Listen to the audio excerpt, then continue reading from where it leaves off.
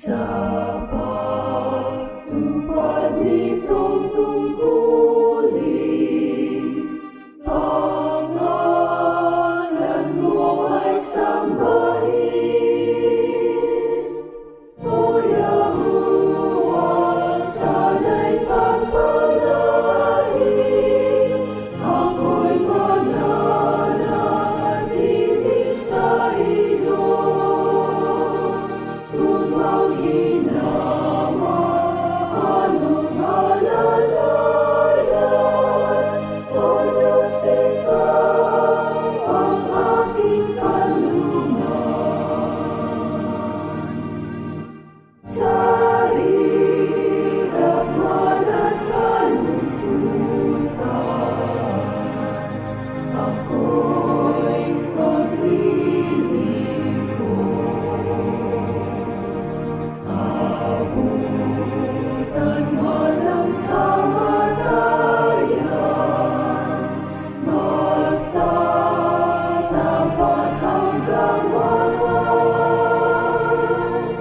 At noon sa bayan mong pangako, di na ako daranas ng hapis.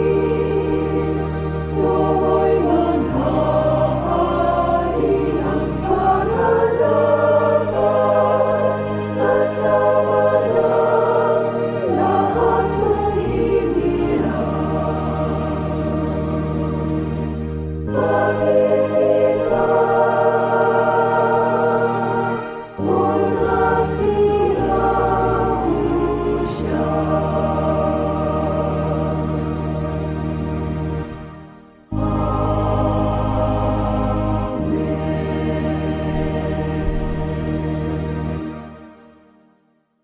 Yahuwah Abba, makapangyarihan ka po sa lahat. Ikaw po ng aming dakilang Diyos na tumawag sa bawat isa sa amin. Pakimasdan po ang kapulungan ng iyong mga tinawag, mga anak mo na umaasa sa iyong pagkalinga at nagpapasalamat sa gabing ito sa lahat ng iyong kagandahang loob sa lumipas na linggo ng isa sa aming buhay. Hayag na hayag ang iyong pagkukupkop kung paano pinalalakas mo at pinagagaling ang lahat ng iyong mga anak. Pakitanggap ang aming pagpupuri, ang aming mga pasalamat sa iyo upang magkaroon po kami ng lakas para po makapagpatuloy hanggang sa wakas. Panginoong Yahushua, ikaw ang aming Mesyas.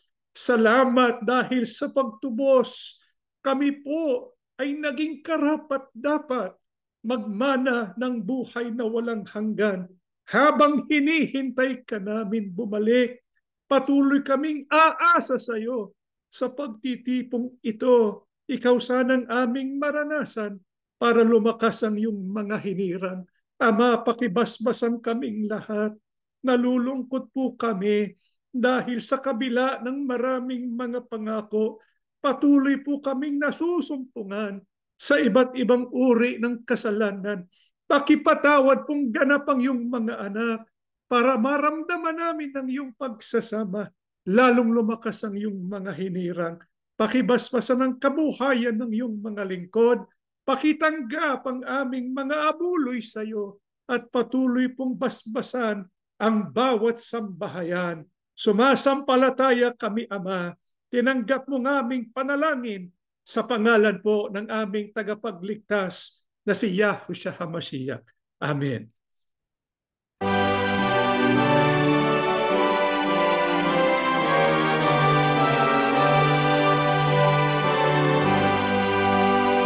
Papurihan natin ang Ama, magsumigla sa pagsamba, tayo umawit na may galak, malakihin natin siya.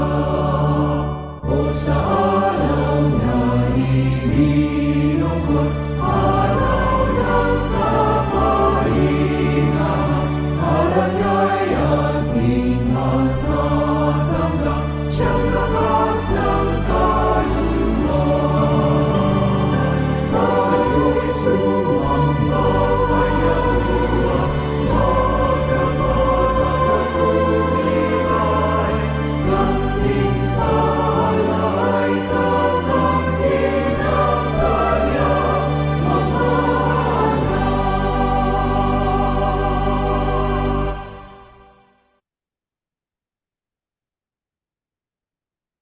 Shabbat Shalom sa inyong lahat mga kapatid. Tayo po ay nagpapasalamat ng marami sa ating dakilang Ama sa pagtitipong isinasagawa natin sa araw na ito. Ang ating pong pag-aaralan ay isa pong talinhaga ng ating Panginoong Yahushua. Alam po natin sa pag-aaral sa Biblia, ang Panginoong Yahushua ay gumagamit ng tinatawag na talinhaga. Ang talinhaga po ay isang kwento mula sa Panginoong Yahushua kung saan meron po siyang mensahe na nakaugnay po sa kaligtasan natin. Kaya talagang napakabuti na pag-aralan po natin ang mga talinhaga ng ating Panginoong Yahushua.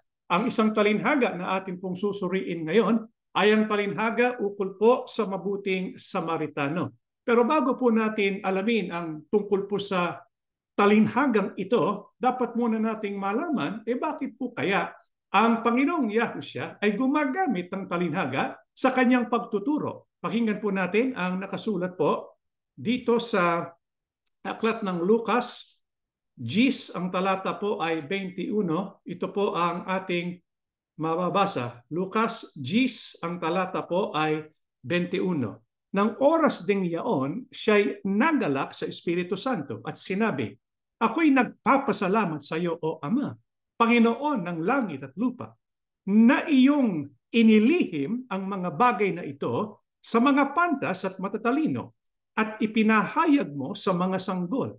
Gayon nga, Ama, sapagkat gayon ang nakalulugod sa iyong paningin." Ano po ang dahilan kung bakit po madalas gumamit ang ating Panginoong Yahushua ng talinhaga sa kanyang pagtuturo ng mga salita ng Diyos? Sapagkat hangad ng Diyos na ilihim ang mga bagay ukol sa kaligtasan sa mga pantas at matatalino at ito ipahayag sa mga sanggol. Bakit po ito ang sinasabi ng Biblia? Sino po ba itong mga pantas at matatalino na tinutukoy? Yung mga pariseo, yung mga tagapagturo ng kautusan na mataas ang paningin sa kanilang sarili. Dahil sa mataas ang tingin nila sa kanilang sarili, hindi nila kita yung kanilang kakulangan, kaya hindi nila kita yung kahalagahan ng Panginoong Yahushua, na siya ang pangunahing kailangan para tayo ay magkamit ng kaligtasan. Kasi sa isang taong pantas, sa isang tao mataas ang tingin sa kanyang sarili, iniisip niya, maliligtas siya gawa ng kanyang sariling mga gawain. Kaya hindi po niya mauunawaan yun pong kahalagahan ng kababaan ng loob. Sino po yung mababa ang loob? Ang sabi rito, sila yung mga sanggol. Kaya pansinin po ninyo, nung nagturo ang Panginoong Yahushua, sinong tumanggap sa kanya? Hindi po ba yung mga karpentero, yung mga mangingisda, yung mga tinuturing na sanggol sa kaalaman, sapagkat hindi sila umaasa sa sariling karunungan, kundi sa karunungan ng ating Panginoong Yahushua. Itong mga pantas, sa sobrang tingin nila at taas ng tingin nila sa kanilang sarili, hindi nila matanggap yung pagtuturo ng Panginoong Yahushua. Hindi nila matanggap na siya yung Mesyas. Kaya nga nilihim ng Diyos, nagturo ang Panginoong Yahushua ng mga talinhaga. Ang talinhaga ay mauunawaan lang kapag ang isang tao ay nagpakababa ang kanyang sarili para malaman ng tao yung kahalagahan ng talinhaga at makita yung pangangailangan na umugnay sa Panginoon Yahushua. Kinakailangan muna siya ay magpakababa. Kaya anong sabi ng Panginoong Yahushua ukol po sa tunay na makikinabang sa kanyang mga tinuturo? Dito po sa Lucas 10:23 hanggang 24, at paglingon sa mga alagad ay sinabi niya ng bukod, "Mapapalad ang mga matang nakakakita ng mga bagay na inyong nangakikita, sapagkat sinasabi ko sa inyo na maraming propeta at mga hari ang naghahangad na mga kita ng mga bagay na inyong nangakikita at hindi nila nangakita at narinig, ang mga bagay niyong nangaririnig at hindi nila nangarinig." Ang sabi po ng Panginoon Yahushua,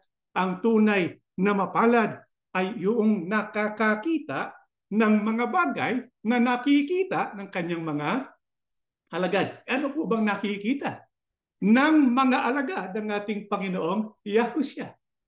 Mismong Mesyas. at yung pagtuturo ng Mesyas. Sino ang Panginoong Yahushua? Ito yung hinahangad ng mga propeta, ng mga hari. Pero kanino nagpresenta? Kanino sumama ang Panginoong Yahushua? Doon po sa mga sanggol. Doon po sa mga may kababaan ng loob. Sila pong nakatanggap at nakarinig at nakasaksi sa ating Panginoong Yahushua. Sa makatwid, para po ang tao makinabang sa pagtuturo ng Panginoon Yahushua, kinakailangan magpakababa tayo at umasa tayo sa Panginoong Yahushua. Saka lang natin mauunawaan yung pinakamensahe ng mga talinhaga ng ating tagapagligtas. Ang talinhaga ay paraan ni Yahushua upang maipahayag ang katotohanan ukol po sa kaligtasan habang ito'y nililihim sa mga kumokontra sa Kanya. Kaya yung mga kumokontra, yung mga tagapagturo ng kautusan, yung mga Fariseo, yung mga Sadducees, kailangan munang magpakababa sila. Kailangan munang makita nila na hindi sa kanilang sariling gawain magkakamit ng kaligtasan ng tao. Pagka nagawa nila yon, sa kanila matutuklasan ang kahalagahan ng kaugnayan sa ating Panginoong Yahushua. Kaya para po matutunan natin yung pinakamensahe ng mga talinhaga ng Panginoong Yahushua, yun ang pinakasusi. Kasi marami ay hindi nakauunawa ng tunay at ganap na kahulugan ng talinhaga. Ito po'y ukol sa ating Panginoong Yahushua. Halimbawa, yun pong talinhaga ng mabuting Samaritano. Siguro alam po ninyo yung kwento ukol po sa mabuting Samaritano. Kung tatanungin po namin kayo mga kapatid, ano po yung pinakamensahe ng talinhagang ito? Siguro sa karamihang nakapagbasa ng talinhagang ito ay masasabi nila yung pinakamensahe ng talinhagang ito ay tayo ay dapat na gumawa ng mabuti sa mga nangangailangan. Opo, tama yun. Totoo yun.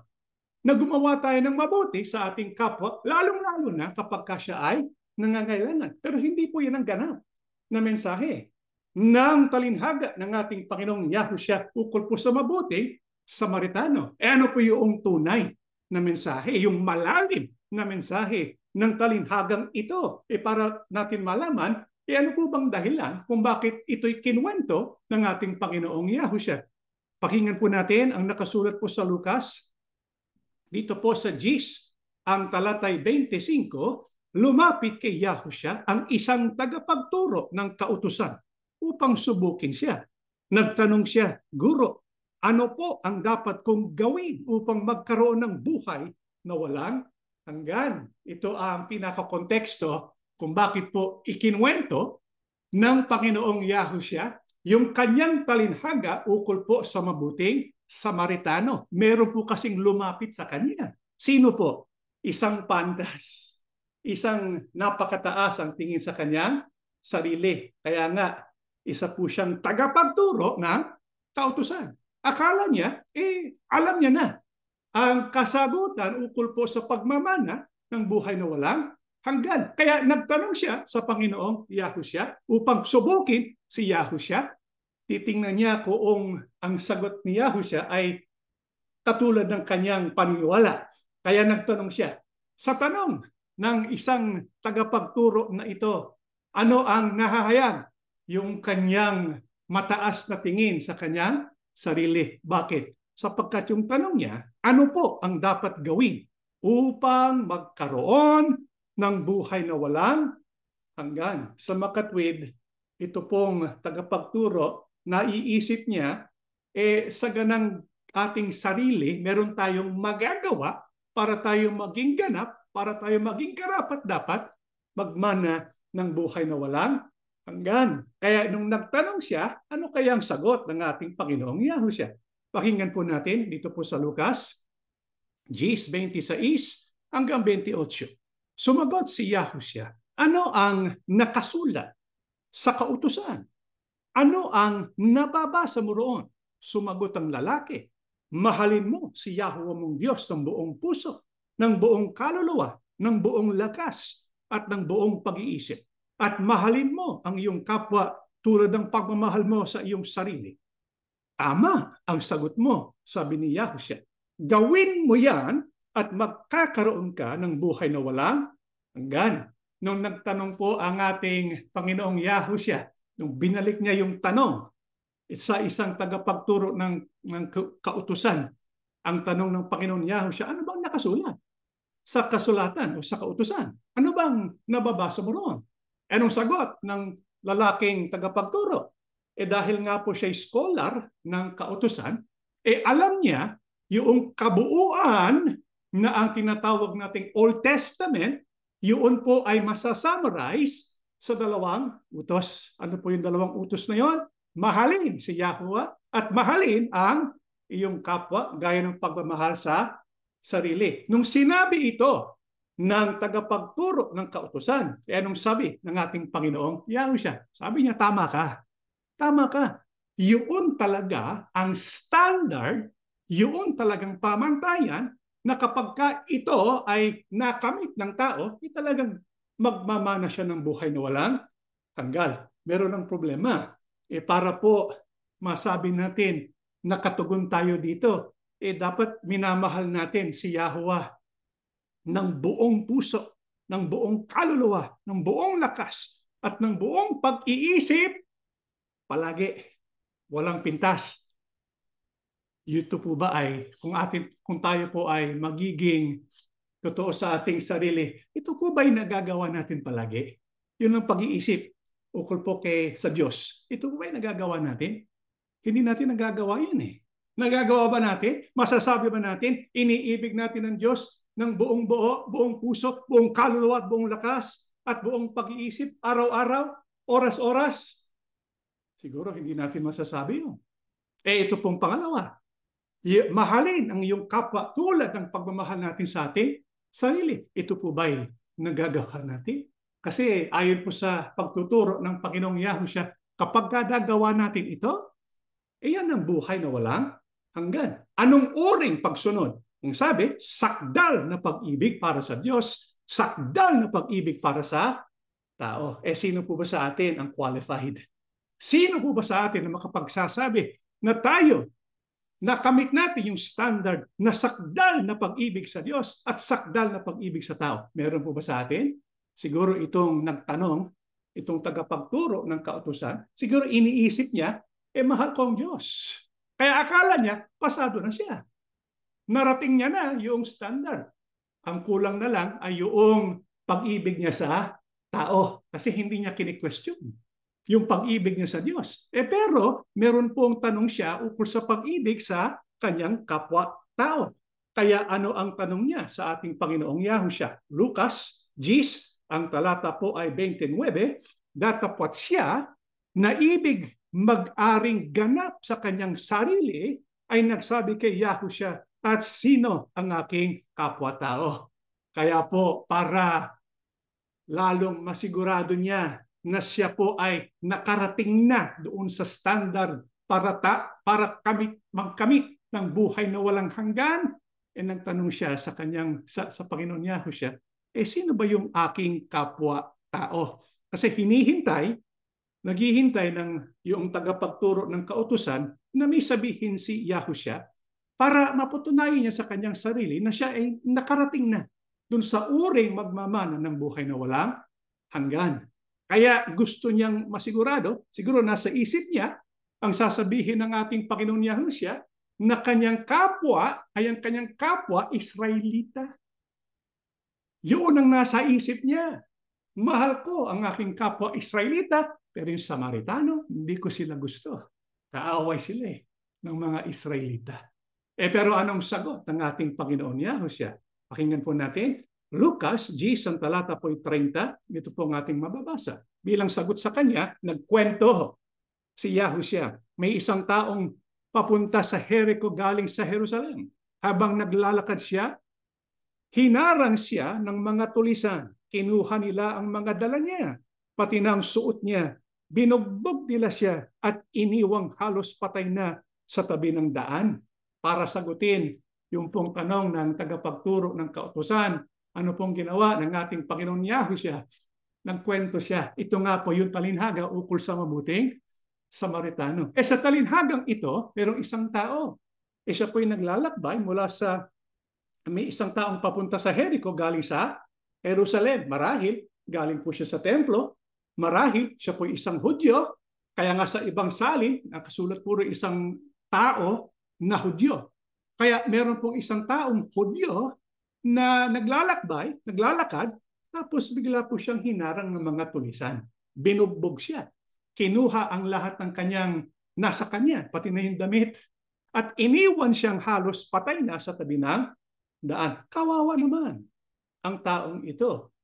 Kaya habang nangyayari ito, ano po ang sinabi ng ating Panginoon Yahushua? Tuloy po natin yung talinhaga. At nagkataong bumaba sa daang yaon ang isang saserdote. At nang makita siya ay dumaan sa kabilang tabi. At sa gayon ding paraan ang isang Levita naman, nang dumating siya sa dakong yaon at makita siya ay dumaan sa kabilang tabi. Kaya nandito ang isang lalaki, isang Hudyo, isang tao, siya ay iniwan na parang patay, di ba? Wala siyang magawa para sa kanyang sarili, sapagkat siya ay halos patay nga, nakahubad, walang damit, walang ano-ano. Kailangan niya ng tulong. Kung kayo po yung mga kapatid, nakita niyo itong lalaking ito na nangangailangan ng tulong, ano pong gagawin ninyo? Siguro po ay kahit papaano, tutulong kayo dito sa talinhaga, meron pong galing sa templo, naglakbay doon sa daang yon, nakita yung taong nangangailangan. Pero sila po ba'y tumulong? Hindi Kung tutuusin, kung may tutulong, yung saserdote at Levita. Bakit? Sapagkat yung saserdote at Levita, sila po ay mga naglilingkod sa templo. Kumbaga sila ay mga nagbabasa ng mga kasulatan ng Diyos. Alam nila ang kahalagahan ng pag-ibig. Kaya kung merong maaasahan tumulong, sino po? Saserdote at mga Levita. Mga kapwa, mga kapatid nila, mga kapwa Israelita. Pero hindi po sila tumulong. Punta sila sa kabilang tabi. Diba? Hindi sila tumulong. Nakita na nangangailangan ng tulong itong taong ito, pero nilampasan yung taong nangangailangan. Ano pong nangyari? Pagkatapos noon, Lucas 10:33, pero may isang Samaritanong naglalakbay na napadaan doon. Nakita niyang taong nakahandusay at naawa siya. Ano po ang sumunod na nangyari? Pagkatapos ng umalis yung Levita at saserdote, hindi man lang tinulungan yung taong nangangailangan. May dumating na isang Samaritano. Mga kapatid, yung mga Samaritano, hindi po sila, hindi kasundo ng mga Hudyo. Yung mga Hudyo, ayaw na ayaw yung mga Samaritano. Ang isip nila sa mga Samaritano ay second-class citizen. Kumbaga parang mga hayop. Mga parang pet. Hindi parang tunay na tao. Half-breeds ang tingin nila sa mga Samaritano. Kaya ang pagtuturing nila sa Samaritano at sa mga Samaritano naman para sa mga Hudyo, kaaway. Kaya magkaaway ang isang Israelita at isang Samaritano. Kumbaga isang mortal enemy. Nakita nitong Samaritano naglalakbay, isang Hudyo, nakita niya nakahandusay doon, pero anong kanyang naramdaman? Naawa siya. Nakita niya, naawa siya. Pero hindi lang siya basta naawa. Dahil sa awa niya, dahil sa pag-ibig niya, anong kanyang nagawa? Pakinggan po natin. Lucas 10:34. Nilapitan niya ang lalaki, hinugasan ng alak at ang sugat, binuhusan ng langis, at saka binendahan. Pagkatapos, isinakay niya ang tao sa sinasakyan niyang hayop, dinala sa bahay panuluyan at inalagaan doon. Nakita niyo po kung paano napakabait, puspos ang pag-ibig. Itong Samaritanong ito, naawa siya dahil sa kanyang awa. Pero siyang ginawa. Yung ginawa niya, hindi po karaniwang gagawin ng tao. Anong kanyang pinakita? Isang matinding pag-ibig. Bakit? Sapagkat anong kanyang ginawa? Bumaba siya sa kanyang sinasakyan na hayop, lumapit siya doon po sa taong nangangailangan ng tulong, tapos hinugasan yung sugat, pinuhusan ng langis yung sugat, tapos binendahan pa. Pero hindi lang yon. Sinakay niya doon sa sinasakyan niyang hayop, tapos dinala doon po sa bahay panuluyan. At doon sa bahay panuluyan, anong kanyang ginawa roon? Inalagaan pa niya. Kaya kung nakikita po natin, ang ginawa po ng isang Samaritanong ito ay hindi po karaniwang magagawa ng sinman. Kakaiba di ba? Pero hindi po natatapos doon. Ano pang ginawa ng Samaritanong ito? Kinabukasan, binigyan ng Samaritano ng pera ang may-ari ng bahay panuluyan at sinabi, alagaan mo siya. At kung kulang pa yan sa magagastos mo ay babayaran kita pagbalik ko. Hindi po ba napakatindi ang ginawa nitong Samaritanong ito? Ang sabi po sa talinhagang ating binasa, pagkatapos siyang alagaan magdamag sa buong gabi, itong taong nangangailangan, kinabukasan, ano pong kanyang ginawa? Siya po ay ibinigay niya yung taong nangangailangan sa pag-aalaga ng may-ari ng bahay panuluyan. Nagbigay pa nga siya ng pera sa ibang salin. Nakasulat po doon, ang binigay niya, 2 silver coins. Ang katumbas noon, 2 buwan ng sweldo. Kaya ibinigay yon sa may-ari ng bahay panuluyan, at pagkatapos noon, sinabi pa niya sa may-ari ng bahay panuluyan, kung kulang pa yung magagastos mo, babayaran kita pag balik ko. Babalik pa pala para po tulungan at tingnan kung nangangailangan yung taong na binugbog at iniwan na patay. Kaya kung atin pong titingnan itong ginawa ng mabuting Samaritano, katangi-tangi di ba? Naawa siya. Pero hindi lang basta siya naawa, dahil sa kanyang awa at pag-ibig, marami siyang ginawang sakripisyo. Hinugasan ng alak at langis ang sugat, binendahan ng sugat, dinala sa bahay panuluyan, inalagaan ang tao, pinagkatiwala ang tao sa may-ari ng bahay panuluyan, binigyan pa ng salapi katumbas ng 2 buwan ng sweldo, at nangakong babalik upang bayaran kung kulang ang binigay na magagastos, kung kulang ang ibinigay sa mga gastos ng may-ari. Kaya kung atin pong titingnan ang ginawang ito ng mabuting Samaritano, masasabi natin ito hindi po karaniwang pag-ibig Hindi basta nakakita ka ng isang homeless, binigyan mo ng pagkain. Nakakita ka ng isang nasa lapag, tapos may sakit, basta binigyan mo ng pera. Hindi Hindi lang yun. Ang pinakita niya, hindi karaniwang pag-ibig. Ang pinakita niya, katangi-tanging pag-ibig. At hindi lang yun. Yung katangi-tanging pag-ibig na pinakita ng Samaritano ay katangi-tanging pag-ibig sa itinuturing niyang kaaway. Kaya mga kapatid, ano pong masasabi natin dito po sa Samaritanong ito? Mabuting Samaritano nga siya. Pagkatapos na ikwento ito ng Panginoon Yahushua, anong tanong niya doon po sa tagapagturo ng kautusan? Ito po sa Lucas, tuloy po natin talinhaga. At nagtanong si Yahushua, sa palagay mo, sino kaya sa 3 ang naging tunay na kapwa ng taong hinarang ng mga tulisan? Ang taong tumulong sa kanya, tugon ng abogado. Kaya't sinabi sa kanya ni Yahushua, sige, ganoon din ang iyong gawin.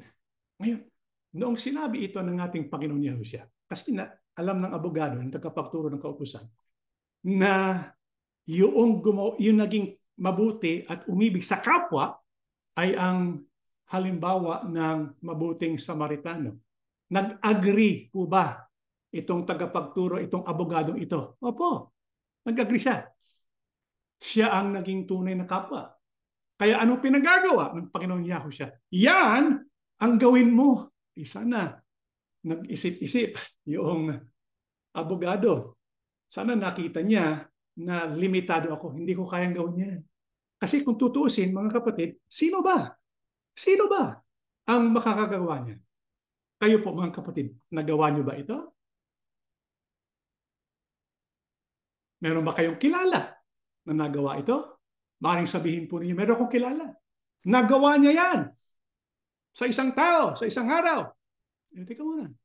Dapat hindi lang ito dapat gawin ito araw-araw. Gawin ito sa lahat na nangangailangan ng tulong. Nagawa ba natin yan? Siguro, kung atin pong susukatin ang ating sarili, hindi natin magagawa yan . Pero itong sinasabi ng ating Panginoon Yahushua. Kasi kung ito ay lagi nating nagagawa, karapat-dapat na tayo magmana ng buhay na walang hanggan. Pero para tayo maging karapat-dapat, hindi lang ito kung dapat natin gawin. Kailangan din natin gawin yung pag-ibig, hindi lang sa ating kapwa, kundi kanino?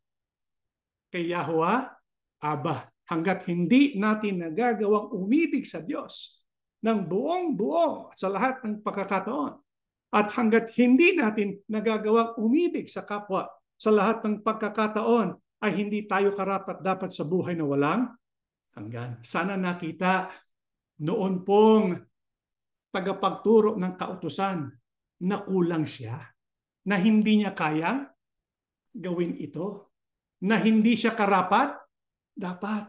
Kaya nga kailangan yung maging mababa ang loob. Saan ang sinabi niya? Sa kay Yahushua, Panginoon, hindi ko kayang gawin ito. Tulungan mo po ako. Pero itong tagapagturo ng kautusan, hindi po niya nakita yung kanyang kakulangan. Dahil nga mataas ang tingin sa sarili.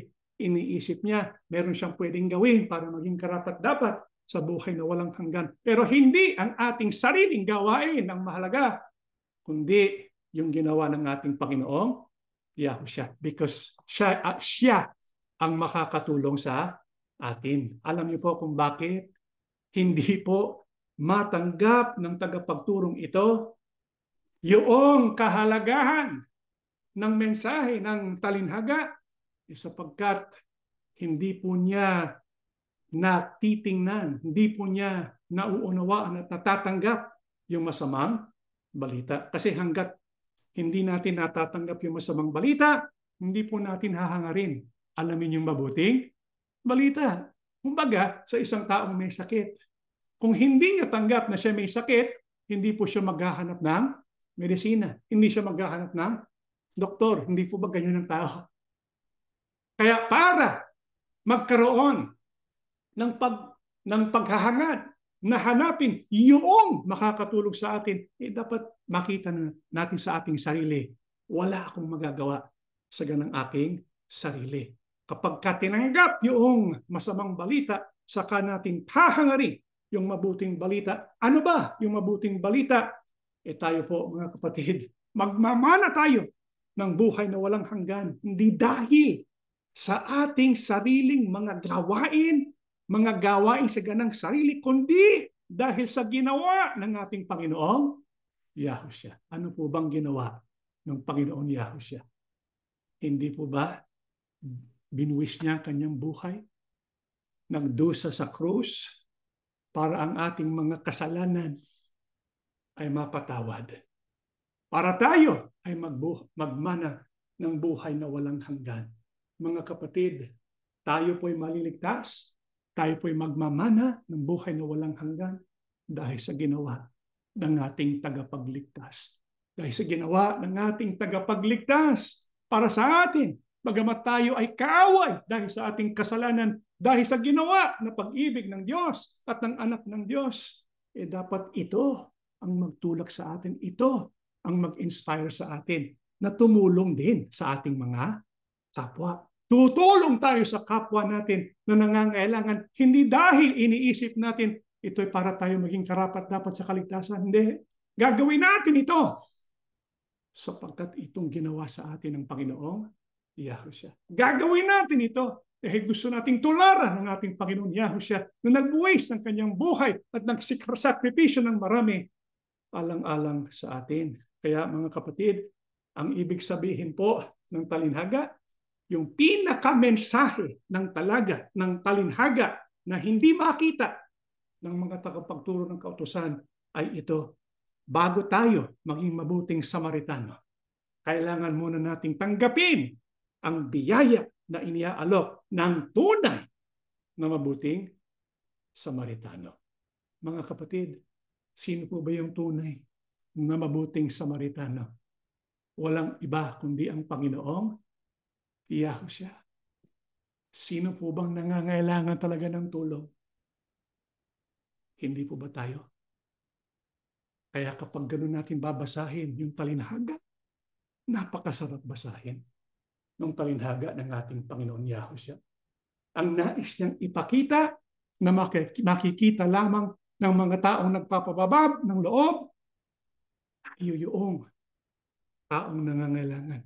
Basahin po natin uli yung talinhaga. Pero ngayon, alam natin yung bida. Alam natin kung sino yung Samaritano. Lucas 10:30. Bilang sagot sa kanya, nagkwento si Yahushua, may isang taong papunta sa Jericho galing sa Jerusalem.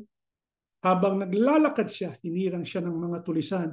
Kinuha nilang mga dala niya, pati yung suot niya. Binugbog nila siya at iniwang halos patay na sa tabi ng daan. Mga kapatid, sa talinhagang ito, dapat makita natin ang ating sarili. Doon po sa tao na binugbog at iniwang halos patay sa tabi ng daan. Sapagkat tayo, dahil sa ating kasalanan, ganyan pong katumbas natin. Wala po tayong magagawa sa ating sarili. Tayo po yung taong nangangailangan. Dahil tayo yung taong nangangailangan, kailangan natin ng isang tutulong. Walang iba kundi ang ating Panginoong Yahushua. Napakaganda ng talinhagang ito sapagkat nakikita natin na ang Panginoon Yahushua, tutulong siya kahit wala pa tayong magagawa. Itong taong ito na binugbog, meron ba siyang magagawa para sa Panginoong Yahushua? Meron ba siyang magagawa para sa Samaritanong ito? Wala. Halos patay nga eh. Pero kahit na hindi makikinabang ang Panginoong Yahushua, tutulong pa rin sa bawat isa sa atin. Kaya mga kapatid, umasa tayo sa tulong ng Panginoong Yahushua sapagkat siya'y nakahanda tumulong. Hindi po siya katulad ng mga ibang tagapagturo ng relihiyon. Sa susunod na talata sa Lucas 10:31, yung saserdote, yung levita, baliwala sa kanila yung taong ito. Pero sa Panginoong Yahushua, bilang tunay na mabuting Samaritano, siya po'y nakahandang tumulong. Kaya nga, kung tutuloy natin ang pagbasa, 33 hanggang 35, pero may isang Samaritanong naglalakbay na napadaan doon. Nakita niya ang taong nakahandusay at naawa siya. Nilapitan niya ang lalaki. Hinugasan ng alak ang sugat.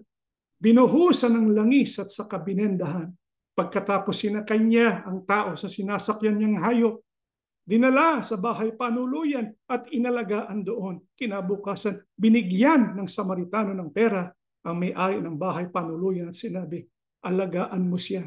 At kung kulang pa yan sa magagastos mo, ay babayaran kita.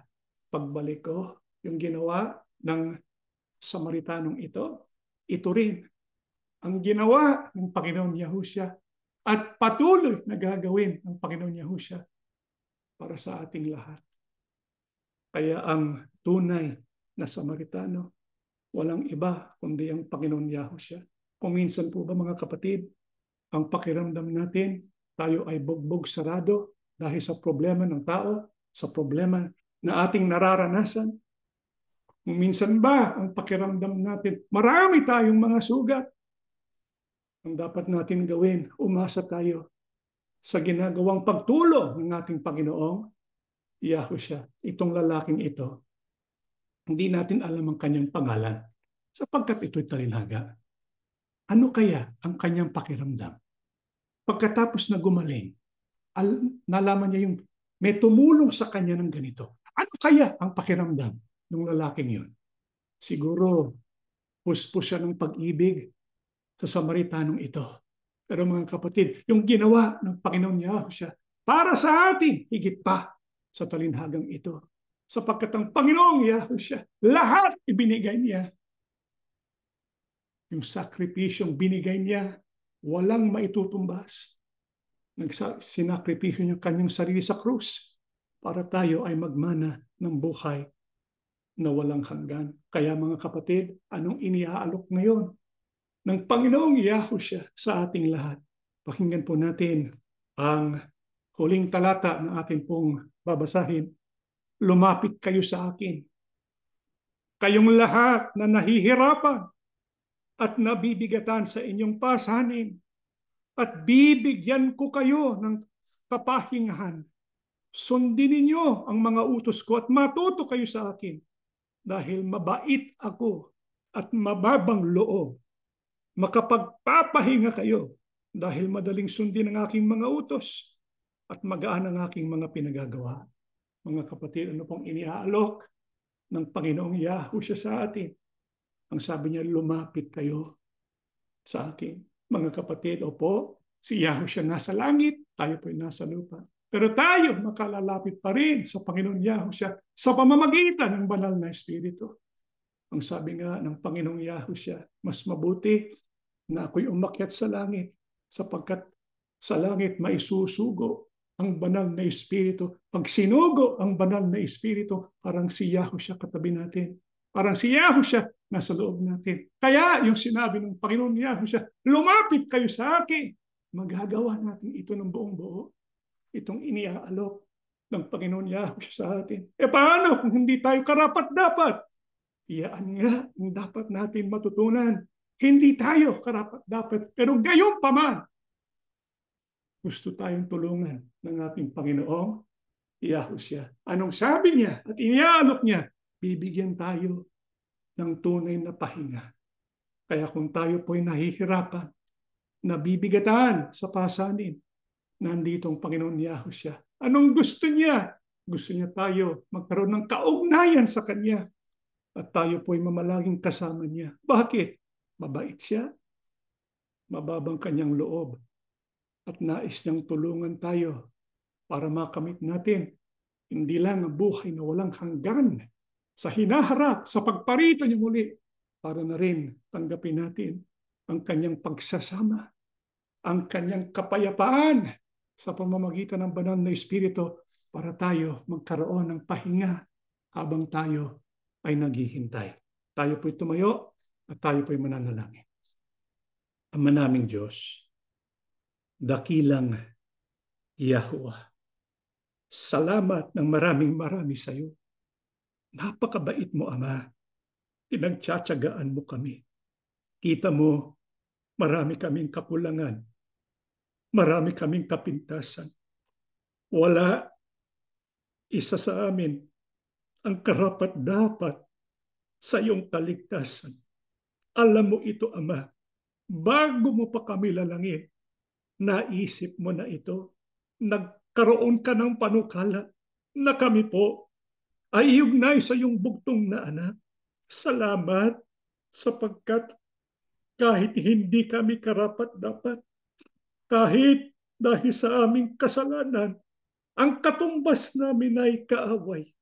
Ang pag-ibig mo ay walang katulad at pinahayag mo ito sa amin nung isugo mo ang iyong bugtong na anak. Salamat ng marami sa iyo sapagkat hanggang ngayon, dama namin ang iyong pagkalinga. Nandyan ka ang katabi namin, lalong-lalo na kapag humaharap kami sa mga pagsubok, kapag nahihirapan kami, hindi mo kami pinababayaan. Salamat ng marami, maaasahan namin ang iyong pagtulong. Panginoong Yahushua, tulungan mo na kilalanin namin ang aming mga kakulangan, para lalong hangarin ka ng iyong mga lingkod. Ang totoo, ikaw po ang aming gustong-gustong makasama kahit nasa langit ka, habang naglalakbay kami, halika po sa piling namin. Magpalakas ka po sa iyong mga hinirang. Maaari merong ilan sa amin, meron pong mga sugat, merong mga karamdaman na halos patay na.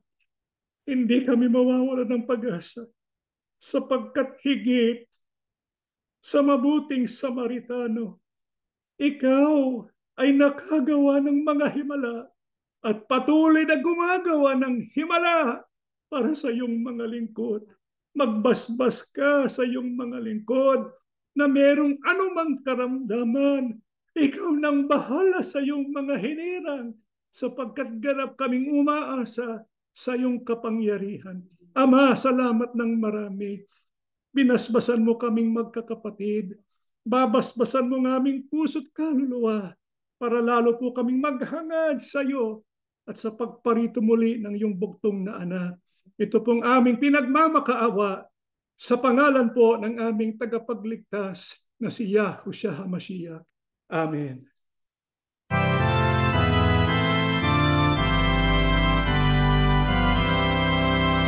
Hindi mo iasyaran, si Yahuwah ay ang alahin, si Yahuwah lamang. Buong puso kaluluwa, paglapas mo siyang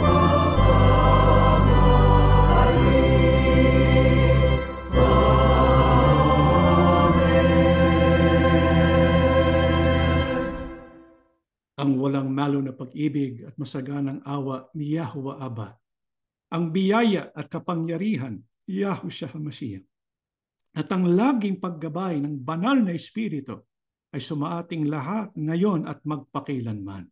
Amen. Mga kapatid, kunting paalala lang po, next Saturday po, meron po tayong isasagawang General Assembly para pag-usapan natin ang mga panukala, mga proyekto natin sa susunod na taong 2025. Ito na rin ay pagkakataon natin para makita-kita, para makilala ang mga bagong kasama, para magkaroon po ng matibay na pagsasama ang Assembly of Yahushua. Again, this is December 28, 2024, 3 p.m. Pacific Standard Time.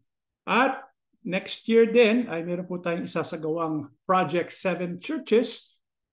Tayo po ay nagpaplano para pumunta doon po sa kinaroroonan noon ng 7 churches. At ito po ay sa bansang Turkey ngayon. Gagawin po natin ito sa August, end of August, beginning of September. Sana po makasama kayo, pero kung hindi ay tuturo po namin yung mga leksyon sa pamamagitan po ng Zoom, Facebook, tsaka YouTube.